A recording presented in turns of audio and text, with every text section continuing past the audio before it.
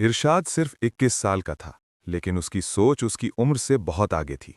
वो अपने घर का अकेला बेटा था। माँ की दुआएं, वालिद की खामोश उम्मीदें और एक छोटा सा घर।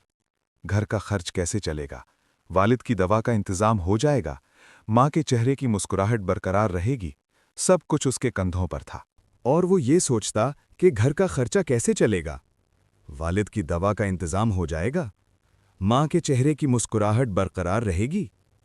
उसकी उम्र के लड़के ख्वाब देखते थे, लेकिन अरीशाद हर दिन अपनी जिम्मेदारियों का हिसाब लगाता था। लोग कहते, तुम जवान हो, मजबूत हो, लेकिन कोई नहीं देखता कि मजबूत होने के लिए कितनी दफा अपने ख्वाब कुर्बान करने पड़ते हैं। कभी कभी रात को जब सब सो जाते, अरीशाद छत पर जाकर खामोशी से बैठ जाता, आंखें आसमान की तरफ, दिल में एक ही सवाल, या अल्लाह, मैं सही चल रहा हूं ना? उसे एहसास था कि गिरना इजाजत नहीं, थकना मना नहीं, लेकिन रुक जाना गुनाह जैसा लगता था। एक दिन उसने खुद से कहा, मैं सिर्फ बेटा नहीं, मैं भी एक इंसान हूं। कल ये समझ आया कि जिम्मेदारी का मतलब ये नहीं कि अपने आप को भूल जाया जाए, बल्कि ये कि खुद को संभाल कर आगे बढ़ा जाए। उसने सीखा कि दुआ कमजोरी नहीं होती और मदद मांगना हार नहीं होती।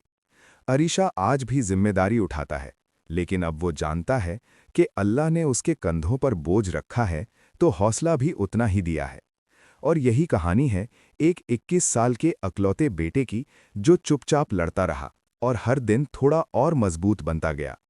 जिम्मेदारी उम्र नहीं देखती, लेकिन अल्लाह हर जिम्मेदारी के साथ उतनी ही ताकत और हिम्मत भी देता है। मजबूत बनना मतलब अपनी थकान छुपाना नहीं, बल्कि दुआ, सब्र और मदद कबूल करना है। जो लोग चुपचाप बोझ उठाते हैं, वो कमजोर नहीं होते, वो अल्लाह के सबसे मजबूत बंदे होते हैं।